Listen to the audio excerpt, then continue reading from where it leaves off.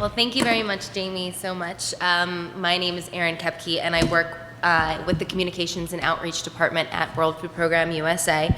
World Food Program USA is a nonprofit organization that builds support in the United States to end global hunger. WFP USA engages individuals, organizations, and shapes public policy, so we do have a pretty substantial advocacy arm and generates resources for the United Nations World Food Program. The United Nations World Food Program is the world's largest humanitarian agency fighting hunger worldwide. WFP is part of the United Nations system and is voluntarily funded, meaning we have to raise the funds in order to feed the world's hungriest people. WFP pursues a vision of the world in which every man, woman, and child has access at all times to food needed for an active and healthy life. So that is no small feat. On average, WFP aims to reach more than 90 million people with food assistance in more than 73 countries. Around 15,000 people work for the organization, most of them in remote areas, serving directly for the hungry poor. Well, my role, I have just been clicking on through. No one told me.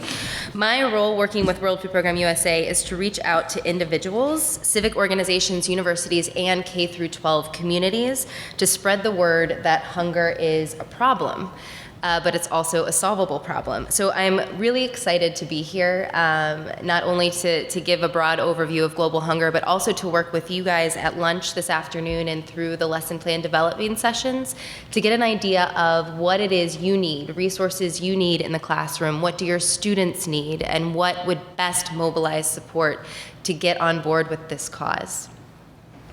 So with that, I've been asked to give an overview of global hunger. Which is kind of funny. It is a very, very complicated issue. Lucky for you, I work in communications, and I am responsible for taking all of that wonky legislative language and incredibly grim statistics and putting it into a puzzle piece that hopefully spreads the message and encourages and engages individuals to take action. So how I've structured this presentation today is basically an overview of what I wish I had learned when I first started at World Food Program USA, which was just a year ago. So we're going to go over a few key questions, like what is hunger? Who are the hungry? Where is hunger happening? What is malnutrition? And then we're going to talk about the solutions to those problems and how you can be a part of them. So I hope you all have had your coffee, because this might be a little bit of a roller coaster. A lot of grim facts are about to be sent your way. Apologies for that, but we will end the presentation on a positive note, I promise. So hunger, the world's greatest solvable problem. Before we get into the solvable part, I need to talk about the greatest problem part. In order to do that, these are the questions that we're going to be looking at today. What is hunger? Who are the hungry? What causes hunger, and what is malnutrition? So what is hunger? Acute hunger or starvation are often highlighted on TV screens. Hungry mothers too weak to breastfeed their children, refugees lining up to receive food rations, or high-energy biscuits being airlifted into areas that have recently been affected by a tsunami or earthquake. These situations are a result of high-profile crises like war or natural disasters, which do starve a population of food, but emergencies represent less than 8% of hunger's victims. Daily undernourishment is a less visible form of hunger. To those that are undernourished, hunger is much, much more than just an empty stomach. For weeks or even months, hunger's victims must live on significantly less than the recommended 2,100 kilocalories per day that the average person needs to lead a healthy, active life. The body compensates for this lack of energy by slowing down its physical and mental activities. A hungry mind cannot concentrate. A hungry body does not take the initiative, and a hungry child does not participate in being a child, so they cannot play or they cannot study. Hunger also weakens the immune system. Deprived of the right nutrition, hungry children are especially vulnerable and become too weak to fight off disease and may die from infections like diarrhea or measles. Each year, almost 11 million children in developing countries die before reaching the age of 5, and malnutrition is associated with 53% of these deaths. In the final quarter of the 20th century, we were winning the war on our oldest enemy. From 1970 to 1997, the number of hungry people dropped from 959 million to 791 million, and this is mainly the result of dramatic progress in reducing the number of malnourished people in China and India. In the second half of the 1990s, however, the number of chronically hungry in developing countries started to increase at a rate of almost 4 million per year. By 2001 to 2003, the total number of undernourished people worldwide had risen to 854 million, and the latest figure is now a whopping 925 million hungry people worldwide. That means 1 in 7 does not get enough food to be healthy, making hunger and malnutrition the #1 risk to health worldwide. And this is greater than AIDS, malaria, and tuberculosis combined. So where is hunger? This is a no-brainer, but the world's hungry live mostly in developing countries. According to the latest Food and Agricultural Organization statistics, or the FAO, there are 925 million hungry people in the world, and 98% of them are in developing countries. So this is a WFP map of global hotspots, and the world's hungry can be divided, summed up like this. So there are 578 million in Asia and the Pacific, 239 million in sub-Saharan Africa, 53 million in Latin America and the Caribbean, and 19 million in developing countries. The best thing to remember here is that 578 million live in Asia and the Pacific. A big common misconception is that most people do live in Africa. Hungry people live in Africa. That's not true. So who does hunger affect? Is the presentation going to tell me before I do? Who are the hungry? With almost 1 billion people struggling with hunger every day, most of them can be seen as follows. Villagers, people that live in rural areas. Farmers, which is actually a little counterintuitive. Children and women. These represent the most vulnerable people that suffer from hunger every day. Rural risk. 3/4 of all hungry people live in rural areas, mainly in the villages of Asia and Africa. These villages are overwhelmingly dependent on agriculture for their food. These populations have no alternative source of income or employment. As a result, they are obviously very vulnerable to crisis. Many migrate to cities in search of employment or food, swelling the ever-expanding populations of shanty towns, or they migrate abroad. Hungry farmers. FAO calculates that half of the world's hungry people are from smallholder farming communities. So does anyone remember the total number of hungry people in the world? 925 million. So the total amount of hungry farmers in the world is about 500 million. So they're surviving off of marginal lands prone to natural disasters like droughts or floods, so that makes them pretty vulnerable. Children. An estimated 146 million children are in developing countries are underweight, the result of chronic or acute hunger. All too often, child hunger is inherited. Up to 17 million children are born underweight annually, the results of inadequate nutrition before and during pregnancy. Women. Women are the world's primary food producers, yet cultural traditions and social structures often mean women are much more affected by hunger and poverty than men. A mother who is stunted or underweight due to an inadequate diet often give birth to low birth weight children. Around 50% of pregnant women in developing countries are iron deficient. As a result, women, and in particular expectant mothers and nursing mothers, often need special or increased intake of food. So those are the hungry. Those are the hungry people in the world. That's where they reside. So what is causing hunger? Food has never before existed in such abundance. So why are 925 million people suffering from hunger every day? In purely quantitative terms, please remember that statement, in purely quantitative terms, there's enough food available to feed the entire population of 7 billion people. And yet, 1 in nearly 7 are going hungry. 1 in 3 children is underweight. Why does this exist? And they can be qualified in these categories, and hunger often exists because of one or more of these factors: nature, war, a poverty trap or a poverty cycle, agricultural infrastructure, and the overexploitation of the environment. Nature.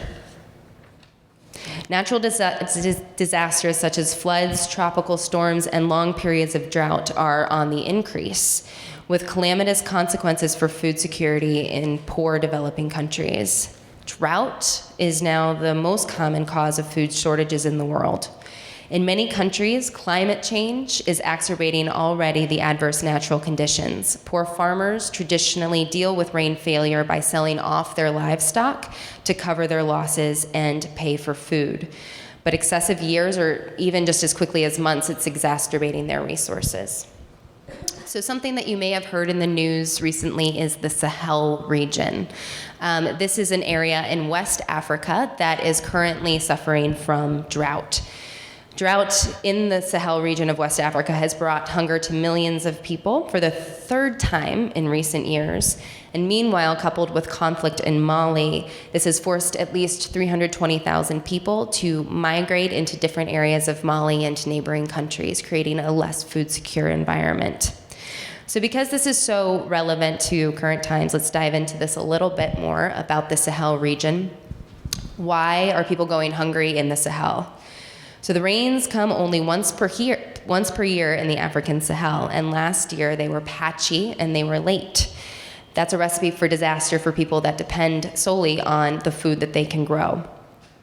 When rains don't come, harvests fail, animals die, and people start going hungry. And when people start going hungry, they typically migrate, they revolt, or they die.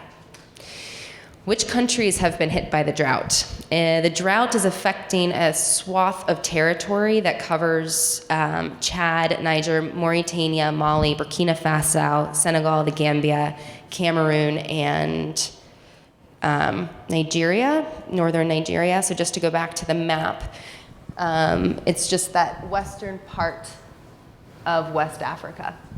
So it's just a swath of land territory. So what other factors have affected the Sahel? Bad harvests this year have driven up food prices at a time of year when they're typically pretty affordable. High fuel costs, pest infestations haven't helped, and the conflict in Mali has been a major factor, forcing 320,000 people to flee their homes and seek refuge elsewhere. So that's a huge issue.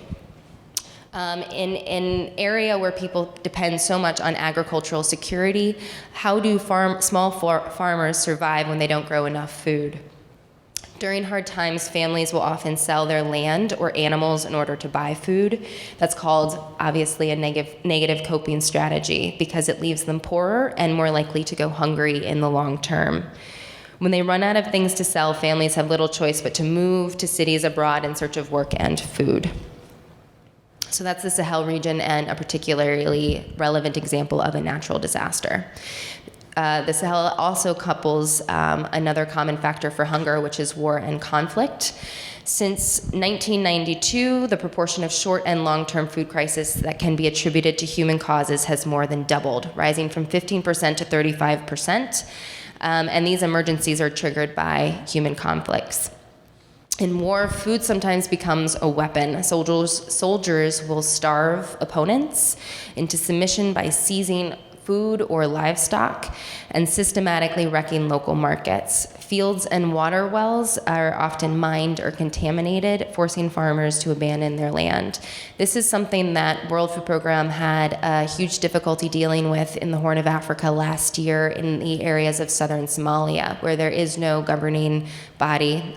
So they were forced to deal with food aid in having direct conversations with militant groups like Al-Shabaab and Al-Qaeda, which made a very difficult situation for food security.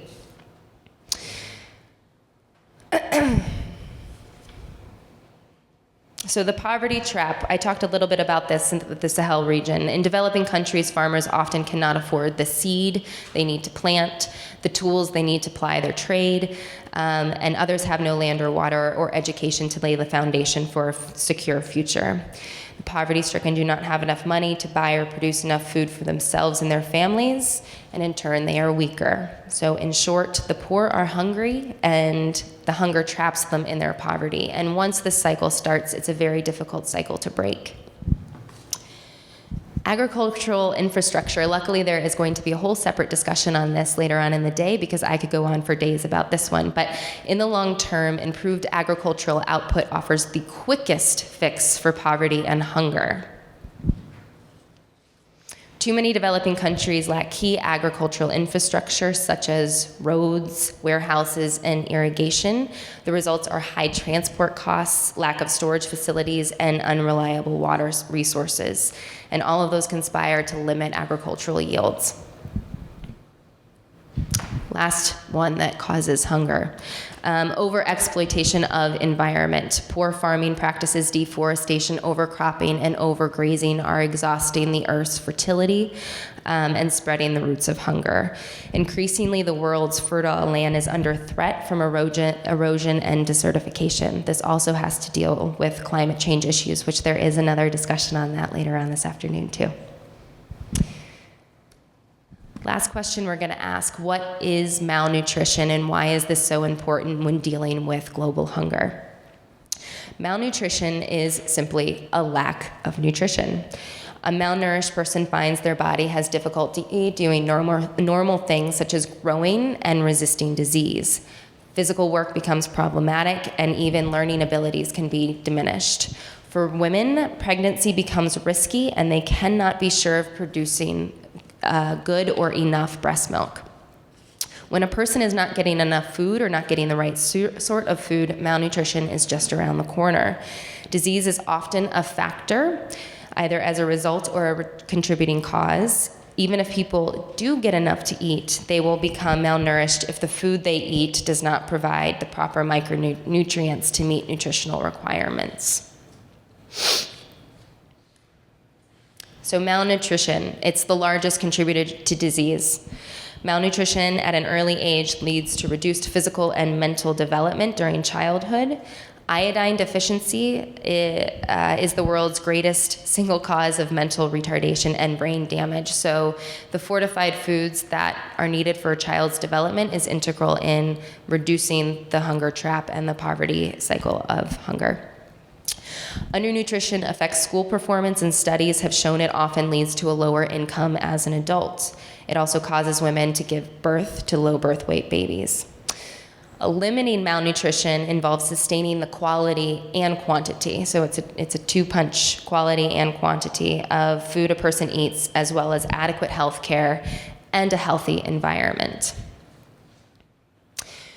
So that was a lot of information. We talked about what is hunger, who the hungry are, where hunger is, and different contributing factors for hunger. Because this is a teacher's institute, I do not feel bad about doing this. So you're just going to shout it out, true or false, to these statements. There isn't enough food to feed the world. You got it. That is false. There is enough food to feed the world today for everyone to have nourishment necessary to live a healthy and active life, but it is often a question of access. We need to be more efficient, more sustainable, and more fair in how we grow and distribute food. And this largely means supporting smallholder farmers and making sure that safety nets, such as school meals, are in place for people to rely on in times of emergency. Good job. Resolving hunger means ensuring people have enough to eat. Sorry? False. False-ish. Ensuring people have enough to eat is definitely a contributor to alleviating hunger, but the more important factor here is ensuring people have the right nutrition in order to sustain a long, healthy, active life. Good job. Droughts and other natural disasters are mostly to blame for hunger. False. Emergencies only account for, does anyone remember this statistic? Hey, 8% of the world's nearly 1 billion people that are going to bed hungry every night. Hunger exists when food is unavailable in markets. False. People can go hungry even when there's plenty of food around. It's the question of access to people. Can people afford the food that they can get at local markets? All of the world's hungry live in Africa. False. Where do most of the world's hungry people live? In the Pacific. You guys are rocking. Hunger is basically a health issue. Are you catching the theme here? You guys shouldn't be so timid. False. People can go hungry. Excuse me, I am back in the reality of the issue is that hunger is not just a health issue, it's also an education issue that affects economies as well. Hungry children struggle to focus, learn, and even attend school. Without education, it's much harder for them to grow up and contribute to the growth of a national economy. Last one. There are more pressing issues than global hunger. False. Thank you so much for agreeing with me on this one. When populations are hungry, economies suffer, people fight, and farmers can't grow their crops effectively. We all need to tackle hunger to be able to resolve environmental, economic, and security issues. So thank you for playing along. So we have a big problem here, and we talked a lot about those factors, and now we're moving on to the more positive end of this presentation is how do we solve global hunger, because we do know how. So I have a little video to hopefully get you guys jazzed about this.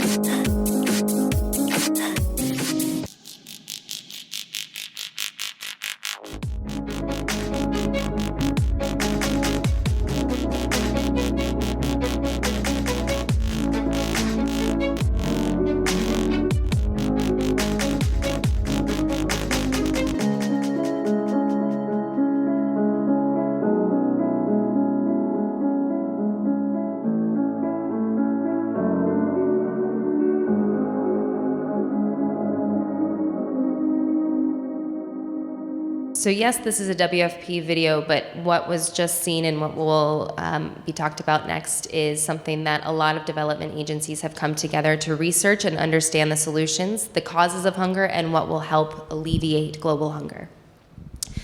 So the first of which, we'll just pass by this. This is nutrition for under twos. This is what we're going to be talking about. Food relief in emergencies, food vouchers, and support to smallholder farmers. Thanks. Guys, really helpful today. Food for training, meals for kids in school. Food vouchers, food for training, and meals for kids in school all fall under a safety net program. So this is where populations can fall back on something in times of emergency or great stress. Nutrition for children under 2. Just on a personal note, this guy is my screensaver. Obviously, in my line of work, I cross a lot of grim photos and statistics, and this little guy helps me through some of those hard times. Providing nutritious food for women when they are pregnant or breastfeeding and to children under the age of 2 ensures children can develop healthy minds and bodies. We've talked about this. Research indicates that it's critical to improve nutrition during the first 1,000 days of life, and that's from pregnancy until the child's second birthday. During these 1,000 days, adequate nutrition has the greatest impact on a child's cognitive and physical development. So this is actually when the brain develops and grows. Malnutrition during this period limits cognitive abilities, stunts growth, and increases susceptibility to both chronic and infectious disease. The consequences of poor nutrition have ramifications throughout adulthood, and then are typically passed on to the next generation when people that are chronically hungry, these women and girls, have children of their own. So it's a cycle that, again, once it starts, it's very difficult to break if it's not prevented and or treated. Food relief in emergencies. It's critical that we still provide food aid in times of emergencies because we do need to assist populations in getting out of the hunger shock. If someone is in a hunger shock, they are not going to be able to move themselves out of that initial terrible first level and moving through the phases of alleviating hunger in the future. Food vouchers, a safety net. When food is in the markets but poor people can't afford it, food vouchers help ensure vulnerable families get the food that they need. Food vouchers are basically digital food, and they come through mobile phones, smart cards, e-vouchers delivered by text messaging, and other innovative methods. Beneficiaries can cash in their vouchers at local stores and markets. So this is also a really great way to support and boost local economy. Okay, if I had a soapbox, I would get up on it right now, but support to small farmers. There are more than 5 million small-scale farmers worldwide. Most of them are women. Many suffer from chronic hunger because they don't grow enough food or the right kind of food to feed and nourish their families. Because these small farmers represent half of the world's hungry people, the attention of the international community has been refocused on the importance of sustainably boosting their agricultural production. The G8, for example, this was a key issue discussed at the G8. Effective agricultural development programs increase farmers' ability and farmers' incomes through more consistent use of agricultural best practices, increased attention to post-production handling, storage, and processing, and better linking of producers to various types of markets. So you're not only focusing on the training and the access to seed and fertilizer, you're also helping them with post-production management, which includes transportation, which includes storage, and access to competitive markets. Food for training. Giving poor women food rations in return for attending training courses where they learn skills to help them earn money, gives them a way to support themselves. So this is also a safety net program that has been pretty effective. I saved the best for last. School meals, and also this is the most relevant to the audience today. School meals is one of the most effective ways in combating the cycle of hunger. Providing meals for children in schools where they get food, they need to concentrate on their lessons. It also means that they stay in school, so it's also an incentive tool. Basic education is one of the most effective investments a country can make for improving economies and creating a literate and self-reliant population. So some basic facts, and I'm sure that I am preaching to the choir here, but studies show it is more difficult for children to learn without adequate food and nutrition. There are 66 million primary school-aged children who attend classes hungry across the developing world. There are 67 million school-aged children who do not attend school at all. Poor households must often choose between sending their children to school or to work in the fields, and this is particularly compromising for girls and young women. A daily school meal provides a strong incentive for families to send their children to school and to keep them there. And it's also very cost effective. It only takes 25 cents to feed a child a nutritious cup of food for a day. So what is a school meal? Children are fed breakfast, lunch, or dinner, breakfast or lunch, or they have the option to take home rations to their family if they are in particularly vulnerable situations.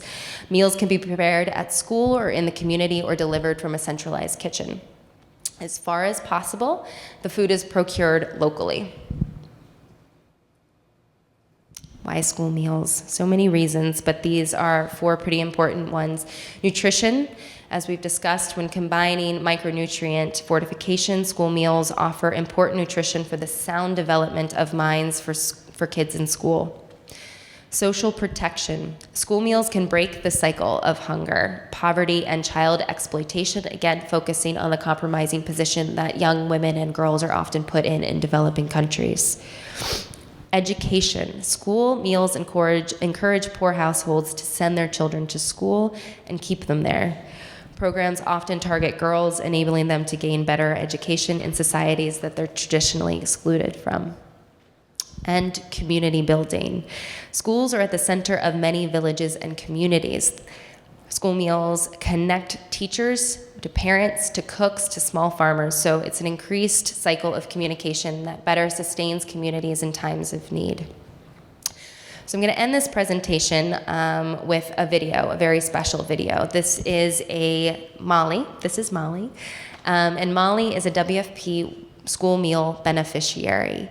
And what the country office in Kenya did was gave Molly a flip cam to document portions of her life as they appear to her. So you'll be introduced to Molly and her family, and then it takes you through her school meal experience.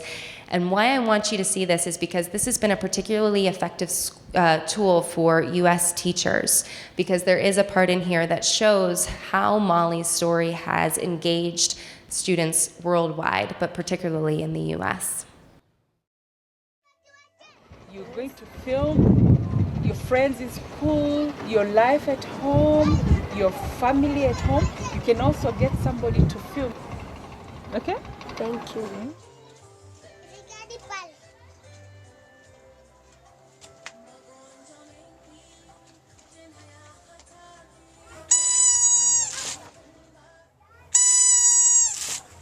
One, two, three, 4, 5, 6, 7, 8, 9, 10. This is my cousin. 11, He also know how to 13, read 14, and write 15, 1 to 16, 100. 17, He is now practicing 18, how to read 19, them. 20. My name is Molly. I learn in a school. I learn in Valley View Academy in Madare slums in Nairobi. He is now writing his name. Though he does not go to school, but I just coach him in the house. My cousin and the other one from our neighborhood were playing football. I want to dance. I want to sing Michael Jackson. Michael Jackson. I dance like Michael Jackson. I like Michael Jackson. I sleep like a Michael Jackson. I dance like a Michael Jackson. Michael Jackson. Michael Jackson. I have evidence. I can't use it. It's ruled inadmissible because Adam can't be cross-examined. Most children spend most of their time watching at televisions, but they do not know that they are just destroying their lives. This is my shoe. It is too old, but I can't throw it because I don't have another shoe.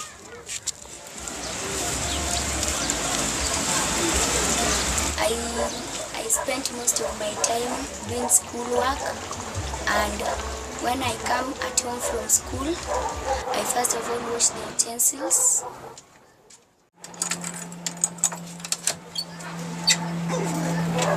Then wait for my aunt to come and prepare for the dinner.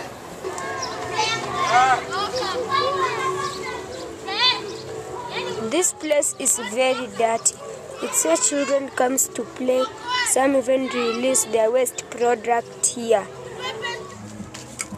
How funny is it that even children can conserve the environment? The elders are just leaving the environment to be destroyed. But we know that the children can even conserve the environment better than the adults.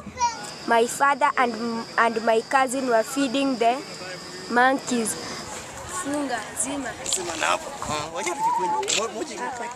This is known as sim sim. Many people like it because it's too sweet. These are groundnuts. They have not yet been packed. They normally be packed in papers of 10 shillings and some of 5 shillings. These are what my parents sell for us to earn our daily bread. Here's where I do buy my mandazi while going to school. The mandazis are being cooked. This is how they are rolled and then put into the fire. They're usually very sweet and they're cooked with lots of cleanliness and seriousness. That is why they are being liked by most of the people around this place. People do also buy the chapatis from here. Here's where people buy the CDs. They like buying them here because the CDs sold here do not have scratches, and there is where the woods are being sold, the woods that are used to light fire.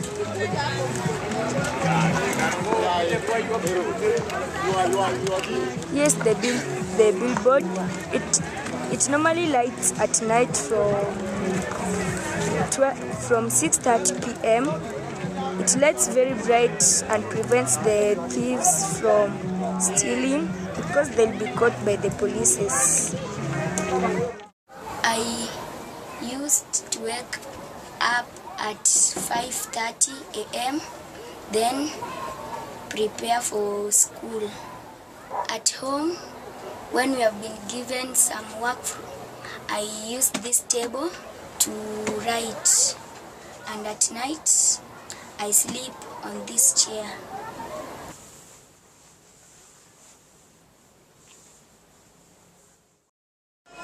Today being on a Monday, I'm very happy that I'm back to school. This is my school. This is my class. Times 100 over buying price. Our school is no more space.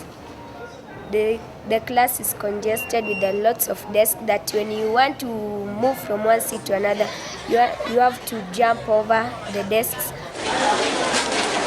You finished the examination? Yes. How are they?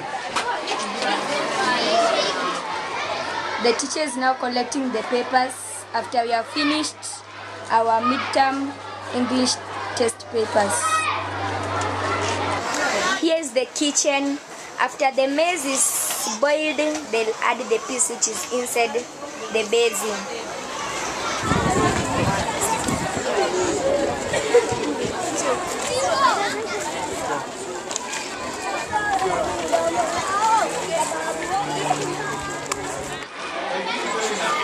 How do you feel while taking food at school than at home? Many children cannot manage to get food at home because they depend on this food during lunchtime. What is your name? Christiana Madi. Where do you come from? I come from Isili Farm Supermarket. How old are you? I'm 6 years old. Where do you learn? I learn in Valley View Academy.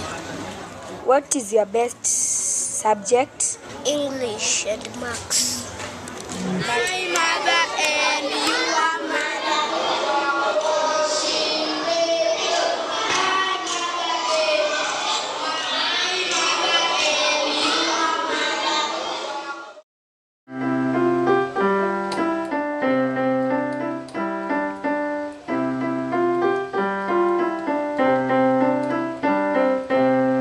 My name is Matilde. I'm 12 years old. I'm Lavinia, and I'm 12 years old. My name is Francesca, and I live in Rome. I'm 12 years old. I've saw your video about you, and I really enjoyed it. In our school, we have lots of people from many different countries. This is the Italian flag next to the Kenyan flag. You can put This is my class. Alexa! I'm Lucas. I'm Lucas's best friend. Gosh, it's such a show.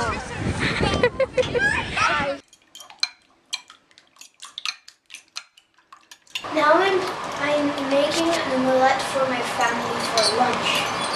I like to draw because it's my imagination that is my head. I sleep in this bed that's over me. And now I'm imagining what you are doing now, Molly. Now you see in the film, it It was done by children from Italy after they saw your film. What do you think? I think that the life is not too much different because people knows that a slum is a dirty place. From their film, their place is clean, and from my film, the place is dirty. I think that is the big challenge. The children in Italy live in another world than from Molly's world because they live in a clean place and not in slums. But that's amazing to have two Michael Jacksons in different worlds. One in Italy and another one in Mathari, in Molly's house. And that means they have a common thinking. They have a common thinking, and to me that is good. Because we thought that maybe children away from Kenya are different from our children, yet they are think almost the same thing. I think they have a lot to eat because I saw her preparing food. She was preparing eggs. In the same, after eggs, she went to prepare the vegetables. And here in slums, you can get that somebody just prepares one type of food to eat daily.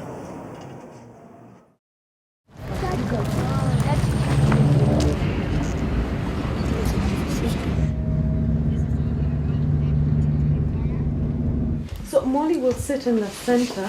Yes. Molly? Molly, you need to sit here.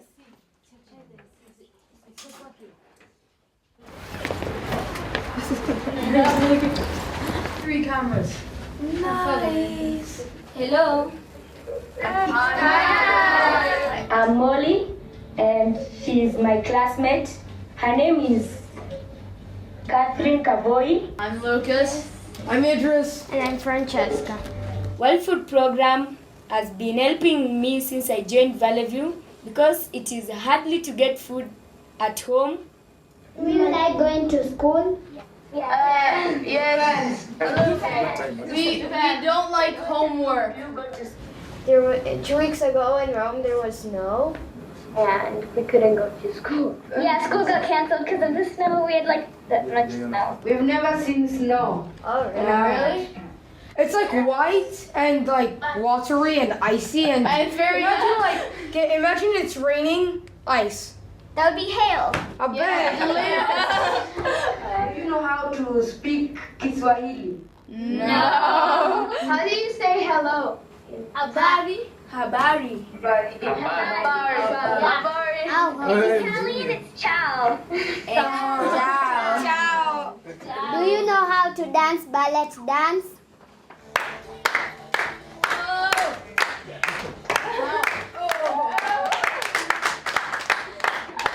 What would you like to be when you grow up? Yeah, doctor or a famous person. If you could meet one famous person, who would it be? Barack Obama. What's in the picture behind you? That's the Colosseum. It's one of the best monuments in Rome. People called gladiators, they were fighters, would fight with each other, and people would sit around and watch. Cool. And over here is the school, right? Yes, our school is right down here. And we are very happy to be in this place and share the life in slums with you people. Thank you. You too. Peace and love.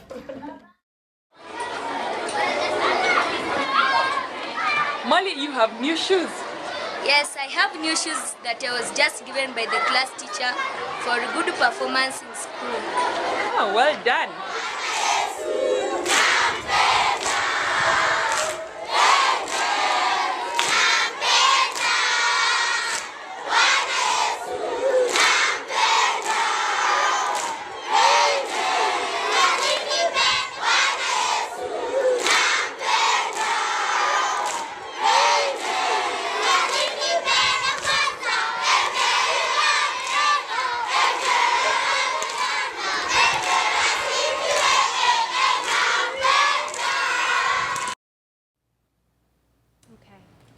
So that's Molly. And that concludes the presentation. I hope you learned a broad overview of what hunger is, who the hungry are, and different factors that go into solving global hunger. In addition, with an action item that you can bring into your classroom. On WFP's website, there are 2 links for students and for teachers. And for teachers, and I'll be going over this a little bit in our lunch session today, there are a wealth of lesson plans, and there is one dedicated specifically to Mali. So thank you very much. Hi, my name's Deanna Macbeth, and I was wondering more about solutions. You mentioned focusing on the first 1,000 days of life and food relief in emergencies, food vouchers, and the other things that you mentioned. And I was just wondering, what are the major world players who are, involved in those initiatives currently, or if you could just speak a little more on the practical end of how that's currently being addressed and where you think it should be moving. Of course. What's great about the solutions is it's received a lot of international attention, and that was confirmed and reaffirmed in a wonderful and positive way by the G8 meeting that happened here a couple weeks ago in Chicago, which was really fun. So what that means, the G8's dedication to furthering international development and food aid by focusing on emergency and non-emergency solutions. And non-emergency solutions means developing projects, developing and implementing projects in the developing countries. They have the G8, so the members of the G8 countries are the biggest players right now, and implementing and moving those forward is outlined and has been outlined by the G8 plan. So that's the international community. On the U.S. side, perhaps some of you have heard of the Farm Bill. And the Farm Bill is a huge piece of legislation that is passed and brought up every 5 years, and so we are currently in that year, which is very exciting and very nerve-wracking for all of food policy. We want to make sure that our legislatures and our Congress are making the right decisions by all of food policy, by distribution, by labeling of food, and then by food aid. I'll talk a little bit about where food aid has come from and where it has gone to, where it is moving forward, which I think are pretty positive. I came prepared for this question. So, the evolution of food aid. Roger Thoreau is a pretty renowned author in the food security world, and he is actually here at the Chicago Council on World Affairs. And he said this about the recent food aid delivery to the Sahel region. This is the U.S. response. The World Food Program announced that it had received more than $100 million through the U.S. Agency for International Development to provide urgent food assistance to some 9 million people across the Sahel. Of that contribution, 28 million was in cash to purchase food from African farmers. The U.S. donation also included an initial consignment of 7,500 metric tons, so that is in-kind food. And then additional food supplies will be shipped in the U.S. in August. So why is this so renowned?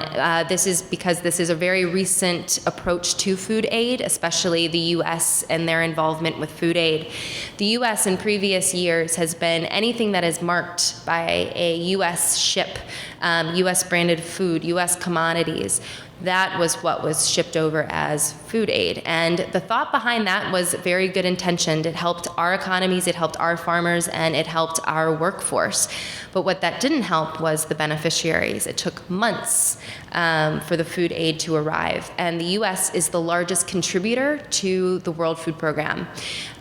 So the beneficiaries from around the world in times of crisis were heavily relying on our support. And so this is a very positive stepping stone in that there's a three-pronged approach here. Yes, we are still delivering food via cargo ships and air flight, and those are our own crops and commodities, and that will arrive later on in August. What has happened is we have been pre-positioning U.S. commodities in different areas of the world. So that means in the Sahel region, there is a massive distribution center where we can access food and deliver it to people in need much more quickly and much more effectively and cost effectively than shipping everything over at one time via flight and or cargo. Another positive development here is cash. Obviously, they need cash. World Food Program needs cash in a hurry in times of emergency in order to best supply food, support other programs that are in operation that help out with food insecurity. So that's a little bit about where it has been and where it is going. And to answer your question, it's going in a very positive direction. And thankfully, the U.S. is a huge contributor in that effect. Any other questions? Another quote from Roger Thoreau's book, Enough, is, in the past, it's always been a Band-Aid for the poor is an investment for the rich, and that's something they're trying to change. Mm-hmm. Hi, thanks for the talk. One of the solutions that you are advocating is the development and encouragement of smallholder farms. Mm-hmm. And so my question is two-pronged, if you will. Okay. I'd like to know what you mean by smallholder farms. Are they small-scale commercial, or are they subsistence farms, for families? So that's one question. And so my second question is, if all these smallholder farms are all encouraged, wouldn't you have the economies of scale to play into that? And thus, if you have that, if the economies of scale isn't in there, wouldn't the prices of food rise? And so if the prices of food rise, how will the poor then access the food? Mm-hmm. Excellent question. To start with your first question, or your last question first, with the world's hungry, over half of them being smallholder farmers, if they're given the resources and access to a competitive market, and the competitive market, I'll give an example of a World Food Program. I would like to speak from a global hunger perspective, but I can bring in examples from the current work of the World Food Program, which is called Purchase for Progress. And what Purchase for Progress strives to do, it's actually in the pilot state right now, is it purchases from smallholder farmers, which have a wide definition range. So I can't speak to the definition of what a smallholder farmer is. It's not quite as big as a commercial farm, but it is not a garden-sized plot of farming. And perhaps Sam can approach that in his presentation coming up. But what Purchase for Progress does is World Food Program has invested in training, seed, fertilization, when partnering with private sector. So Howard Buffett, Warren Buffett's son, is a huge farmer, and he has a lot of investment in the global development of smallholder farmers. Other contributors include Cargill and Monsanto and other larger scale organizations that have money to give in that sense. And so what has happened is these countries have developed efficient smallholder farms in which World Food Program can then take and purchase the emergency food aid that they are delivering to other countries directly from them. So the World Food Program is giving them the direct access to the market. They're buying their food with using fair prices, etc. And so that's the model moving forward, not necessarily for food aid relief, but giving access to smallholder farmers, competitive marketplace. And the hope is, obviously, is to alleviate the number of global people that are going hungry in the world, which is 500 million that are smallholder farmers. So if we give them access to market, the tools, beginning and ending tools, we hope that we can alleviate a big part of that. Does that answer your question, mostly? Okay. Hi, I'm just curious if the American response to hunger in Asia and the Pacific Islands is similar to the response in Africa. Yes. The response, there are long-standing country offices, as mentioned, World Food Program. Again, speaking from World Food Program's perspective, there are country offices throughout the world. And in those country offices, they're staffed and they are constantly reporting and evaluating on programs. What's happening in Africa specifically is there are larger scale emergencies that require a lot of emergent mobilization of the private sector to donate their food and their assistant expertise and money to get the food where they need it the fastest. And why Africa is such a hot spot is because of the increase of natural disasters. I'm wondering about the whole notion about producing food for that wider market. And I'm thinking, for example, I lived in Bolivia recently where quinoa is now being shipped to the United States. We're eating it here, but it was one of the few foods that they could rely on there to avoid malnutrition. So malnutrition is skyrocketed in Bolivia while we eat a product we obviously don't need here. So how do you manage projects that have the potential to really malnourish people? How do we manage projects? I can't speak to that, and perhaps we can speak a little bit after the presentation, so I can get a better understanding of what your experience was and specifics of where you were. If I'm understanding the question, it's the paradox of we have quinoa in abundance here, but they don't have it there, and that is something that exporting. Okay. Right. I can't speak to that as a World Food Program representative because we don't deal with the exportation of food. We deal with bringing food in. But it sounded to me, if I heard you correctly, you're really encouraging people to grow for that larger market so they make income, which is exactly what they're doing in Bolivia, and it's actually malnourishing a substantial number of people there. That's a great question. So the exportation of the food that we are rallying for is actually for regional consumption. So it's not going to come to whole food markets and to organic food stores here in the U.S. We hope to sustain smallholder farmers to grow their products, the products that work best in their communities and nourish the largest amount of people, and then keep it within that region. A question about those first 1,000 days. Yes. And early childhood nutrition, breastfeeding versus formula, and all of the scandal. What's been going on there? Can you tell us? Well, we are huge advocates of breastfeeding. So in refugee camps, obviously sometimes breastfeeding it cannot be done because women have reached a point of no return in terms of their own malnourishment. So in that sense, World Food Program has nutritionists that work with the private sector to develop these projects that sustain infants and mothers in hopes to rebuild their nutrition. So in all instances and in all cases, we want mothers to nourish their own infant children with their own breast milk because that is the most fortified. That's the best possible nourishment that a child could get. But in times of emergency, obviously compromises need to be made to that effect.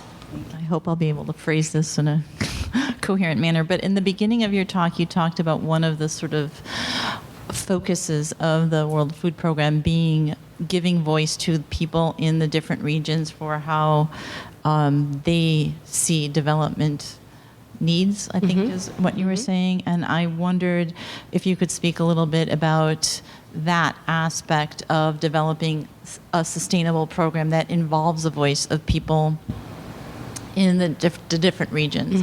And I guess the second part of the question then would be, how do you take into account sort of a framework of global capitalism that will allow for keeping food in a region? So you grow it, you don't export it, you keep it in the region so that people do get the nutrition. How do we address the sort of conflicting, in some ways, priorities? Okay, good questions.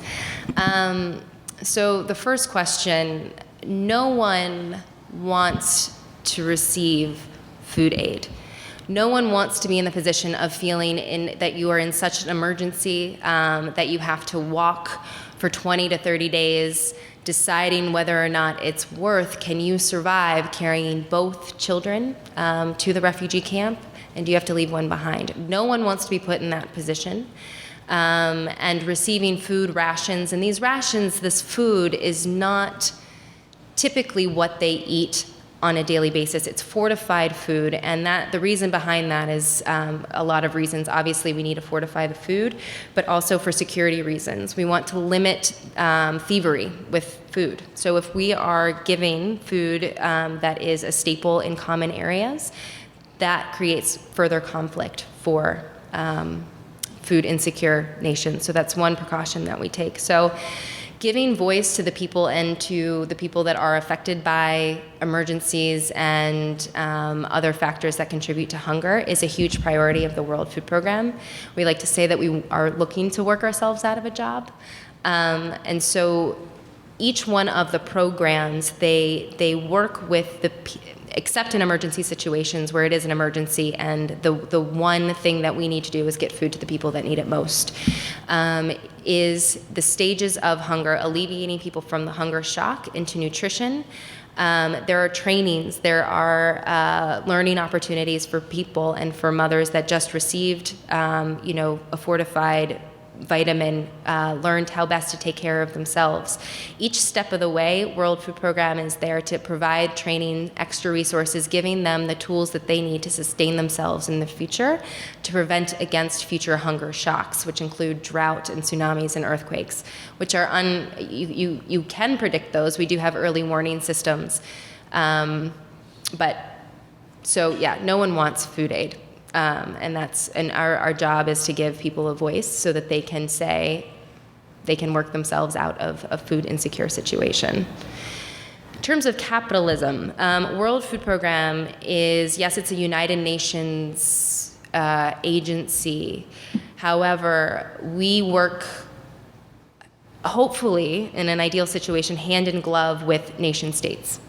So we work with governments, encouraging them to implement safety net programs, encouraging them to ensure that hunger shocks are not met with the same sort of dire need that they have in XYZ years.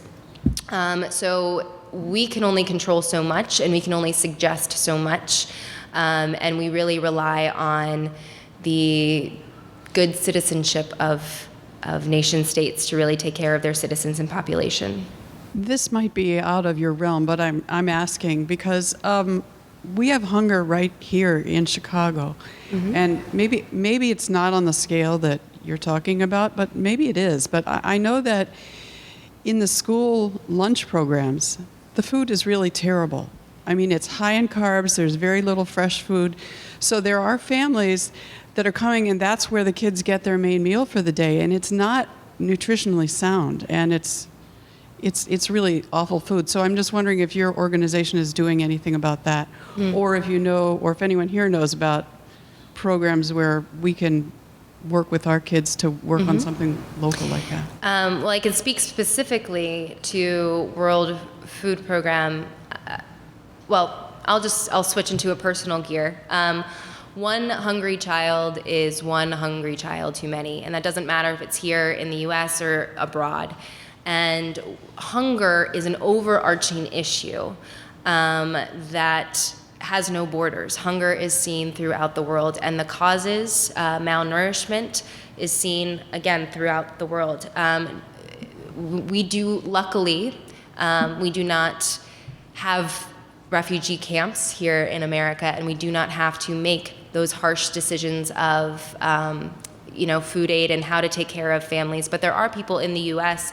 that are wondering where their next meal is going to come from. The World Food Program, we work from hunger from a global perspective, but there are several upstanding organizations here in the United States that World Food Program does partner with in order to push forward the messaging of hunger. The more people know about hunger and what it means to feed the world, the better, because that advances all of our goals in creating a more food secure world. And one of those partners is here in Chicago called Feeding America. Our World Food Program's new executive director, ERIN KOEPKE, came from Feeding America. And I know that all of Wednesday we'll be dealing with domestic food issues, and then specifically with here in Illinois in the Chicago area. So you have a lot to look forward to. Thank you so much. Please join me in thanking ERIN KOEPKE. Thank you. you.